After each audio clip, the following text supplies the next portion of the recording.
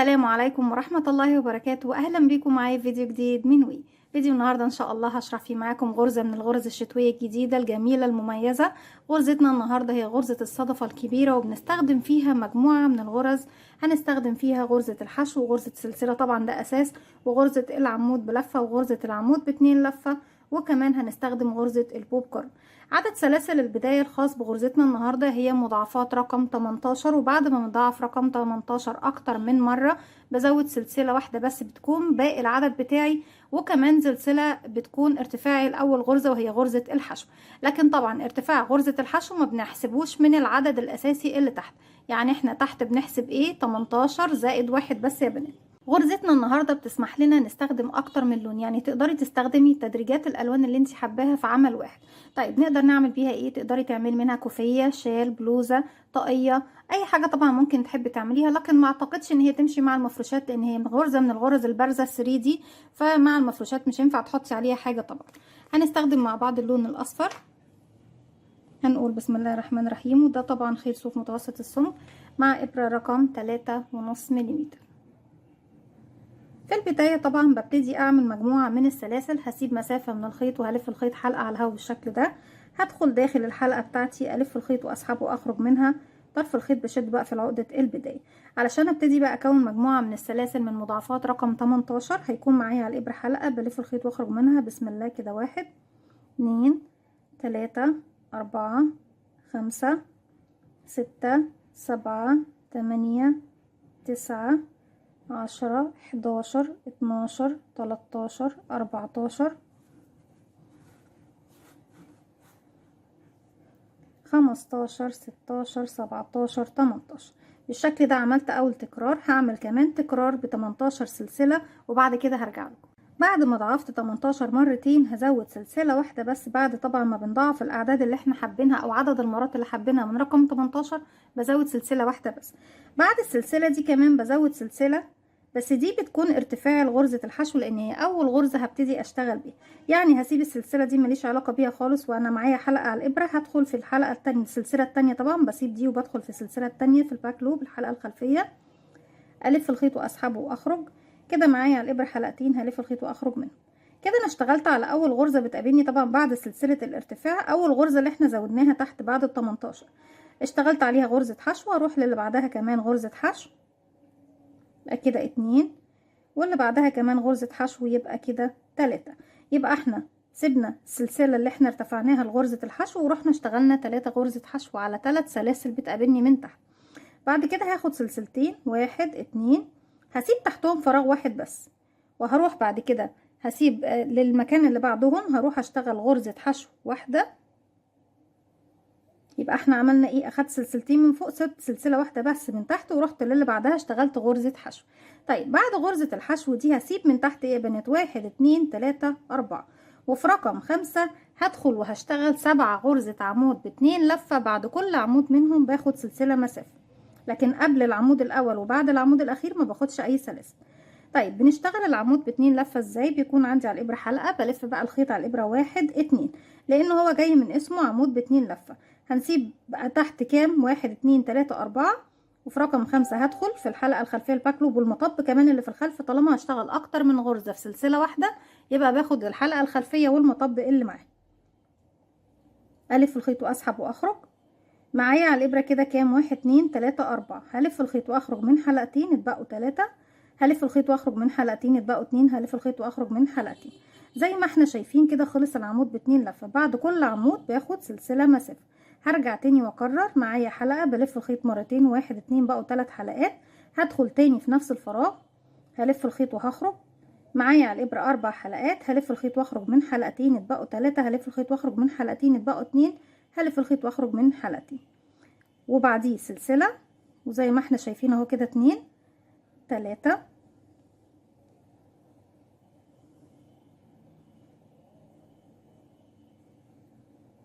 سلسله 4 في نفس الفراغ عفوا، سلسله رقم 5 في نفس الفراغ،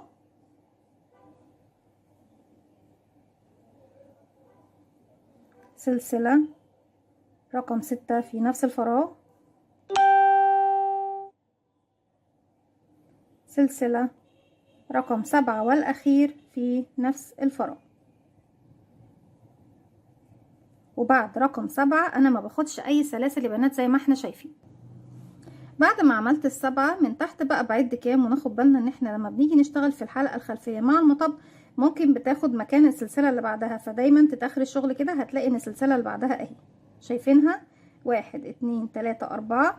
وفي رقم 5 تاني هروح وهعمل غرزة حشو، يعني قبل الصدفة دي بسيب من تحت 4 سلسلة، وبعدها كمان بسيب 4 سلسلة، كمان سلسلتين مسافة 1 2. بس السلسلتين دول بسيب تحتهم كام؟ بسيب تحتهم فراغ واحد بس، واروح للي بعده واشغل غرزة حشو كده 1، واللي بعدها كمان 2 حشو، واللي بعدها كمان يبقى كده 3 حشو، واللي بعدها 4 حشو، واللي بعدها يبقى 5 حشو.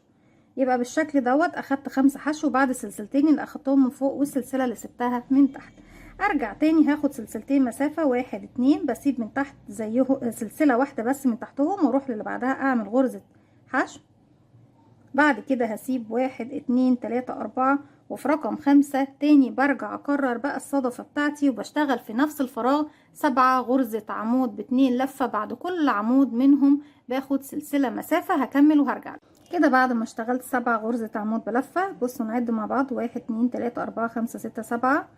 هسيب بقى من تحت 1 2 3 4، وفي رقم 5 هدخل وهعمل 1 سنجل كروشيه، واحدة بس غرزة حشو زي ما احنا شايفين.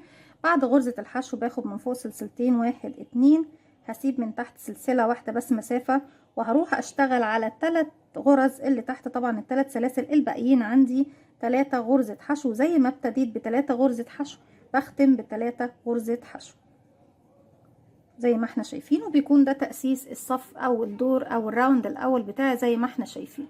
لسه طبعا الغرزة بتاعتي هيبان شكلها ويبان جمالها لما نبتدي نرتفع اكتر، ويبان بقى الغرز اللي هي طبعا المتفقة معانا. السطر اللي جاي بنرتفع سلسلة واحدة بس، ارتفاع غرزة الحشو، بلف شغل الناحية التانية زي ما احنا شايفين. في السطر ده احنا مش سلاسل بقى، احنا بنشتغل على غرز طبيعية. طيب بدخل بقى فين؟ بشتغل يا بنات في الفراغ الصغير اللي بيكون فوق كل غرزة وتحت حرف الفي زي ما احنا شايفين اهو. كل غرزة بيكون فيها فراغ صغير فوقيها بندخل نشتغل فيه. طيب احنا السطر الاول دوت، السطر التاني سوري، ارتفعت كده اول غرزة عندي سلسلة ارتفاع غرزة الحشو، هدخل فوق اول غرزة واشغل غرزة حشو، وكمان تاني غرزة هشغل فوقيها غرزة حشو، يبقى 2 غرزة حشو في بداية السطر بتاعي. الغرزة التالتة هسيبها مش هشتغل فيها، وبعد كده هاخد سلسلتين مسافة 1 2. طيب بعد السلسلتين اللي انا اخدتهم دول هروح اشتغل فين يا بنات؟ هروح عند السلسلة، شايفين يعني انا هسيب كمان السلسلتين اللي تحت دول ماليش علاقة بيهم، وهسيب الفراغ اللي هو ما بين، هو مش فراغ، هو بيكون ما بين السلاسل اللي تحت واول عمود عندي. هروح بقى للسلسلة اللي بعد اول عمود، ده اول عمود معانا اهو، في بعد منه سلسلة هروح اشتغل فيها غرزة بوب كورن مكونة من 5 غرزة عمود بلفة. هلف الخيط على الابرة وهدخل هنا في الفراغ بتاعي ده، هلف الخيط وهخرج، هلف الخيط واخرج من حلقتين، الف الخيط واخرج من حلقتين. ده كده اول عمود بلفه. وتاني بكرر غرزه العمود بلفه عشان ما تتلخبطوش بينها وبين العمود ب2 لفه. احنا تحت في غرزه العمود ب2 لفه كنت بلف كام؟ 1 2، لكن هنا في غرزه العمود بيكون معايا حلقه بلف لفه واحده بس، لانه طبعا عمود بلفه واحده جايه من اسمه طبعا. وهدخل في الفراغ بتاعي الف الخيط واخرج، معايا 3 حلقات. تحت كان بيبقى معانا 4 حلقات، لكن في العمود بلفه بيكون معايا 3 حلقات. بلف الخيط واخرج من حلقتين، اتبقوا 2، بلف الخيط واخرج منهم، بكده بكون خلصت العمود بلفه بتاعي. يبقى كده 1 2 3 4 5. بعد ما خلصت 5 غرزة عمود بلفة بسحب الحلقة بتاعتي كده لفوق شوية، وباجي هنا زي ما احنا شايفين فوق العمود الاول تحت حرف الفي، باخد معايا من الخلف كده، بحط الحلقة بتاعتي على الابرة تاني اللي انا سحبتها لفوق، وهاجي هسحبها من تحت حرف الفي للعمود الاول زي ما احنا شايفين، وهقفل بسلسلة. السلسلة دي ملهاش علاقة طبعا بالسلسلتين اللي هناخدها بعديه، ليه؟ لان دي سلسلة انا بس بقفل بيها غرزة البوب كورن بتاعتي. بعد كده باخد 2 سلسلة 1 2، وهروح فين؟ هروح للفراغ اللي بعده واشتغل تاني غرزة بوب كورن. في كل فراغ بيقابلني من الفراغات دي بكون عندي غرزة بوب كورن. يبقى عندنا كام غرزة بوب كورن؟ 1 2 3 4 5 6، اللي هم 6 الفراغات بتوعي. 1 2 3 4 5 6. ده يا بنات مش فراغ، ده المسافة ما بين العمود الاخير والسلاسل اللي تحت منه. تاني هدخل فوق السلسلة اشتغل غرزة بوب كورن مكونة من 5 غرزة عمود بلفة كده. 1 2 3 4 5. بعد الخمسة بسحب حلقتي لفوق كده شوية، وبعد شغلي اول عمود عندي حرف الفي اهو طبعا تحته زي ما احنا شايفين الفراغ بتاعه، بدخل في الفراغ بتاعه وبخلي الحلقة بتاعتي تاني على الابرة، وبسن الابرة بسحبها من تحت حرف الفي للغرزة الاولى. بعد كده بقفل بسلسلة، هاخد بعدها سلسلتين مسافة 1 2، وبرجع اكرر 1 2 3 4 في كل فراغ منهم بعمل غرزة بوب كورن، وبعد منهم 2 سلسلة زي ما احنا شايفين. هكمل بقى وارجع لكم. كده بتكون خلصت الصدفة بتاعتي فيها 5 غرزة بوب كورن زي ما احنا شايفين. بعد غرزة بوب كورن عندي باخد 2 سلسلة مسافة. بعد الغرزة الاخيرة هاخد سلسلتين 1 2، هسيب من تحت ايه بقى، انا طبعا تحت عندي هنا هيقابلني غرزة الحشو دي هسيبها، والسلسلتين هسيبهم، وبعد كده هيقابلني ال5 غرزة حشو اللي تحت. هسيب اول واحدة فيهم واخر واحدة فيهم واشتغل بس 3 غرزة حشو في المنتصف. يبقى هنسيب الحشو دي ونسيب السلسلتين واسيب اول حشو فيهم، وهدخل في رقم 2 هشغل غرزة حشو، ورقم 3 تاني غرزة حشو، ورقم 4 تالت غرزة حشو. يبقى احنا اشتغلنا 3 غرزة حشو على ال3 اللي في المنتصف، وسيبنا اول واحدة واخر واحدة. سلسلتين مسافة 1 2، وهسيب الحشو طبعا الاخيرة زي ما اتفقنا والسلسلتين والحشو اللي بعدها، وهروح بقى للصدفة الباقية عندي فيها 6 فراغات 1 2 3 4 5 6. داخل كل فراغ بشتغل تاني غرزة بوب كورن مكونة من 5 غرزة عمود بلفة. وبعد طبعا ما بخلص غرزة البوب كورن بتاعتي وبسحبها من على الابرة بقفلها طبعا بسلسلة من فوق، وباخد بعدها سلسلتين مسافة.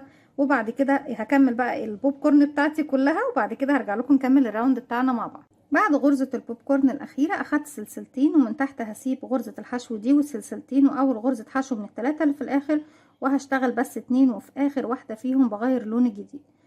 أدي كده غرزة حشو، وهندخل هنا نلف الخيط ونخرج. هنسيب بس الحلقتين عندي على الإبرة وابتدي أجيب اللون الجديد بتاعي. هلف الخيط حلقة على الهوا بالشكل ده زي ما احنا شايفين، وهدخل داخل الحلقة دي ألف الخيط وأخرج منها. طرف الخيط بشده بقى في العقدة البداية، هسحب بقى الحلقة باللون الجديد من الحلقتين الموجودين عندي على الإبرة. بكده بكون ضفت اللون الجديد بتاعي في آخر غرزة عندي، وكمان خلصت الغرزة الأخيرة.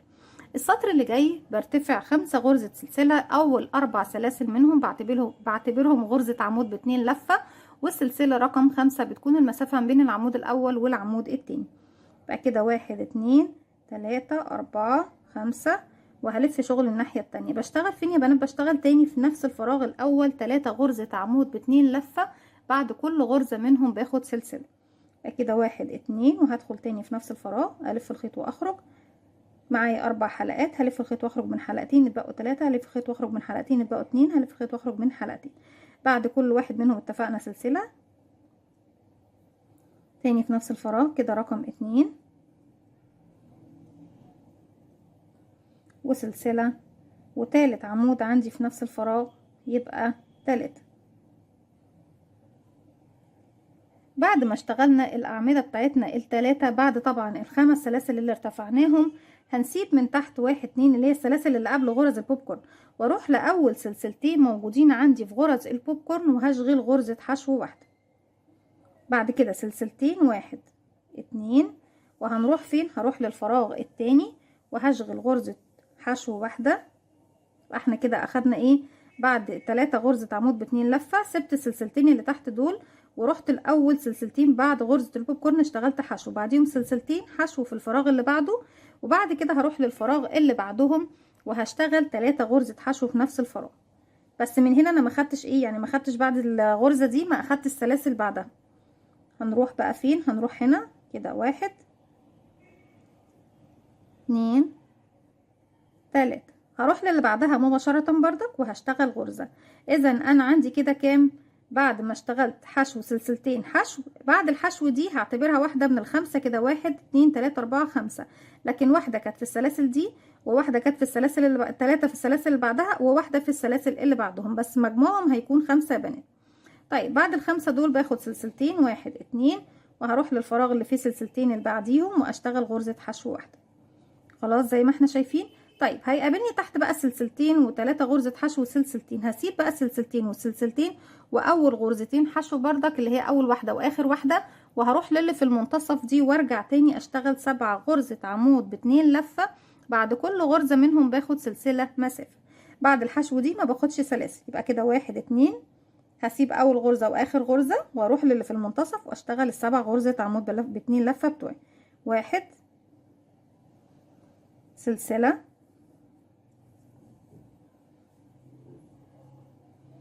2 في نفس الفراغ، سلسلة، 3 سلسلة، 4 سلسلة، 5 سلسلة. بقى كده 1 2 3 4 5، 6 سلسلة، 7. بعد سابع واحدة وقبل اول واحدة ما باخدش سلاسل، يعني قبل الاول ما باخدش سلسلتين وبعد الاخير ما باخدش سلسلتين. طيب من تحت هنروح فين؟ هسيب زي ما اتفقنا مع بعض هناك بردك، سيبنا السلسلتين اللي قبل غرزة البوب كورن واول سلسلتين بعد غرزة البوب كورن الاولى باخد غرزة حشو وسلسلتين، 1 2، هروح للفراغ التاني فيه سلسلتين باخد غرزة حشو واحدة، والفراغ اللي بعده مباشرة هنا بعد غرزة الحشو دي مش هاخد سلاسل، هروح مباشرة الفراغ اللي بعده فوق السلسلتين اشتغل 1 2 3، واللي بعدها كمان الفراغ اللي بعده غرزة كمان، يبقى انا عندي هنا المجموع 5، واحدة هنا و3 هنا وواحدة هنا. بعد كده سلسلتين، 1 2، وهروح للفراغ اللي بعده اشغل غرزة حشو. بعد غرزة الحشو دي بسيب بقى السلسلتين اللي تحت دول والفراغ الاول من غرزة الحشو دي واروح اشتغل 4 غرزة عمود ب2 لفة في نفس الفراغ، بس بعد كل غرزة منهم ما عدا الاخيرة باخد سلسلة. يبقى كده 1 سلسلة، 2 سلسلة، 3 سلسلة، 4، والاخير معانا زي ما احنا شايفين بالشكل ده بيكون طبعا الراوند بتاعي. طيب الراوند الجديد بيكون عبارة عن ايه؟ برتفع 4 سلسلة، بسم الله الرحمن الرحيم، 1 2 3 4، بلف شغل الناحية التانية تاني، وزي ما احنا شايفين طبعا مكان غرزة البوب كورن بتكون قد ايه منتفخة وجميلة وفي منتهى الجمال والروعة. طيب هنروح بقى نشتغل، احنا طبعا عندنا هنا سلسلة اللي بعد غرزة العمود ب2 لفة تحت، سلسلة سلسلة، يعني عندي هنا هنشتغل 3 غرزة بوب كورن، بعد كل غرزة منهم باخد سلسلتين. هلف الخيط على الابرة بتاعتي، وطبعا بعد ال4 سلاسل اللي ارتفعتهم دول هيكونوا بس مجرد ارتفاع هنا، وفي اخر طبعا غرزة بشتغل سلسلة وعمود بلفة في اخر سلسلة موجودة عندي من ارتفاع تحت. فوق الغرزة دي سلسلة بشتغل غرزة البوب كورن بتاعتي، 1 2 3 4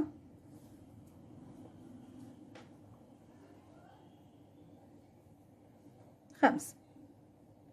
بعد ال5 برفع حلقتي كده شوية، طبعا ال4 سلاسل مش اول عمود، انا اول عمود عندي اهو تحت حرف الفي بتاعه، بدخل وبسحب الحلقة بتاعتي كمان من تحته من على الابرة، وباخد سلسلة بقفل بيها وسلسلتين مسافة 1 2، وارجع تاني بقى في الفراغ ده كمان غرزة بوب كورن سلسلتين، غرزة بوب كورن سلسلتين، وبعد كده هرجع كده في اخر غرزة بوب كورن معايا رقم 3 بنقفلها بالشكل ده زي ما احنا شايفين، وباخد بعدها سلسلتين، 1 2. من تحت بقى ايه يا بنات بسيب ايه؟ انا عندي طبعا هنا غرزة الحشو دي هسيبها وبعديها سلسلتين هسيبهم، وعندي بقى هيقابلني في زي ما احنا شايفين 1 2 3 4 5، هسيب اول غرزة واخر غرزة، والتلاتة دول هم اللي هروح اشتغل فوقيهم ايه، يعني هسيب اول غرزة هنا واروح اشتغل 3 غرزة حشو، 1 2 3، وارجع تاني سلسلتين مسافة 1 2، وهروح اشتغل فين؟ هروح اشتغل بقى فوق الصدفة بتاعتي دي انا عندي هنا طبعا 1 2 3 4 5 6 غرزة سلسلة، بشتغل فوقيهم 6 غرزة بوب كورن زي ما احنا طبعا اشتغلنا هنا بالظبط. 6 غرزة بوب كورن، بعد كل واحدة منهم سلسلتين، وبعد كده هروح اخد سلسلتين، وفي الخمسة اللي تحت دول بشتغل في الثلاثة اللي في المنتصف غرز حشو، وارجع اخد سلسلتين واروح اكمل 3 غرزة بوب كورن طبعا في نهاية الراوند، لغاية ما بوصل لنهاية الراوند. بنفس الطريقة بكرر، هكمل وارجع لكم نبتدي السطر الجديد مع بعض. وطبعا احنا الغرزة بتاعتنا بتكون تكرار للاربع سطور الاولى، هي اللي بنفضل نكرر فيهم على مسافة ارتفاعي طبعا لكل سطور زي ما هنشوفهم مع بعض دلوقتي. في اخر الراوند بتاعي واخر غرزة بوب كورن بنسحب الحلقة بتاعتها من على الابرة، وبعمل فوقيها سلسلة اقفلها بيها، وهاخد سلسلة مسافة وهلف الخيط عندي على الابرة مرتين، وفي نفس الفراغ هنا عندي هدخل واشتغل غرزة عمود ب2 لفة، اخرج من حلقتين والف خيط واخرج من حلقتين، لكن اخر حلقتين عندي هسيب اللون بقى اللي هو البينك ده، واجيب اللون الثالث وابتدي الفه حلقة على الهواء واقفله عقدة بداية، واسحب الحلقة الجديدة من الحلقتين الموجودين عندي على الابرة، واغير اللون الجديد. السطر اللي جاي بيكون تكرار للسطر رقم 1، يعني برتفع سلسلة في نفس الفراغ هو الاول بشتغل غرزة حشو، والسلسلة اللي بعدها بشتغل فوقيها غرزة حشو، هنسيب غرزة البوب كورن واول سلسلتين هشتغل فوقيهم غرزة حشو، يبقى انا كده اشتغلت 3 غرزة حشو في بداية السطر زي اول سطر بالظبط ما اشتغلنا 3 غرزة حشو. طيب هاخد سلسلتين مسافة 1 2، بنسيب غرزة البوب كورن وفوق السلسلتين بروح اشتغل غرزة حشو. طيب بعد غرزة الحشو دي اللي احنا اشتغلناها بعد السلسلتين، هبص الاقي غرزة البوب كورن وسلسلتين و3 غرزة حشو من تحت وبعديهم سلسلتين. انا بسيب البوب كورن وبسيب السلسلتين وبسيب اول غرزة حشو واخر غرزة حشو، في المنتصف هنا بروح تاني واكرر صدفة مكونة من 7 غرزة عمود ب2 لفة، بعد كل غرزة منهم باخد سلسلة. من طبعا بعد الحشو دي ما باخدش سلاسل، بنروح على طول مباشرة نلف الخيط على الابرة ونسيب الحشو الاولى ونروح لرقم 2 ونشتغل غرزة العمود ب2 لفة بتاعنا. ده 1 وسلسلة 2 في نفس الفراغ وسلسلة 3 وبكمل ال7 بتوعي. بعد ما خلصت 7 غرزة عمود ب2 لفة زي ما احنا شايفين 1 2 3 4 5 6 7، وبعد كل عمود منهم باخد سلسلة مسافة. هيقابلني من تحت ايه بقى؟ السلسلتين دول ماليش علاقة بيهم، هبتدي اشوف السلاسل اللي بعد غرز البوب كورن. اول سلسلتين منهم هروح اشغل غرزة حشو، وبعدها سلسلتين 1 2، وتاني سلسلتين بشغل غرزة حشو واحدة، واللي بعدها بشغل 3 حشو، سلسلتين اللي بعدهم 3 حشو 1 2 3، واللي بعدهم سلسلتين اللي بعدهم بشغل غرزة حشو واحدة، يبقى انا كونت كده 1 2 3 4 5. بعد كده هاخد سلسلتين 1 2، وفي الفراغ اللي بعدهم السلسلتين اللي هما اللي بعدهم بشغل غرزة حشو واحدة زي ما احنا شايفين، وبعد كده هيقابلني 3 غرزة حشو من تحت طبعا وقبلهم سلسلتين وبعدهم سلسلتين. برجع تاني واكرر ان انا في السلسلة اللي في المنتصف بسيب اول واحدة واخر واحدة، وفي السلسلة في المنتصف بشتغل 7 غرزة عمود ب2 لفة، بعد كل عمود منهم باخد سلسلة مسافة. وبرجع تاني بقى ارجع لكم بعد ما هشتغل هنا على طول مباشرة ما باخدش سلاسل، هشتغل 7 غرزة عمود ب2 لفة، بسيب اول واحدة واخر واحدة، وهنا بشتغل 7 غرزة عمود ب2 لفة، بعد كل عمود منهم سلسلة وهكمل وارجع. بعد سابع عمود بنروح فين يا بنات بقى؟ انا عندي هنا طبعا الفراغات اللي هي السلسلتين اللي بعد كل غرزة بوب كورن. السلسلتين اللي تحت دول ماليش علاقة بيهم، انا بروح للسلسلتين اللي بعد غرزة البوب كورن، هروح اقفل غرزة حشو و2 سلسلة 1 2، واروح للفراغ اللي بعده اعمل غرزة حشو، بعد كده هسيب غرزة البوب كورن زي ما احنا شايفين واشغل غرزة حشو فوق السلسلة دي وغرزة حشو فوق السلسلة اللي بعدها بالشكل ده. طبعا بكون خلصت السطر بتاعي، وابتدي تاني بعد كده بقى اكرر السطور بتاعتي اللي هي السطر رقم 2 وبعد كده 3 و4. وزي ما احنا شايفين الغرزة بتاعتنا طبعا انتي بتعمليها بالشكل دوت، لان هي بتكون زي ما احنا شايفينها غرزة من الغرز ال3D البارزة الجميلة المميزة جدا، سهلة وبسيطة، بس هي طبعا بتاخد مننا مساحة ومكان وبتاخد كمية خيوط مش كتيرة لكن جميلة جدا زي ما احنا شايفين. دي كانت الغرزة بتاعتي النهاردة، وزي ما قلت لكم الارتفاع بتاعي كله بنفضل نكرر في سطور من رقم 1 لرقم 4 بنفس الطريقه، وبتبداي تغيري في الالوان زي ما انت حابه. ان شاء الله حتى تحطي 100 لون زي ما انت عاوزه. اتمنى الغرزه بتاعتي النهارده تكون سهله وبسيطه وتنول اعجابكم. ما تنسوش لو عجبكم الفيديو تعملوا لي لايك وشير وسبسكرايب، واستنوني فيديو جديد من وي، وفعلوا زرار الجرس عشان يوصلكم مني كل جديد. السلام عليكم ورحمه الله وبركاته.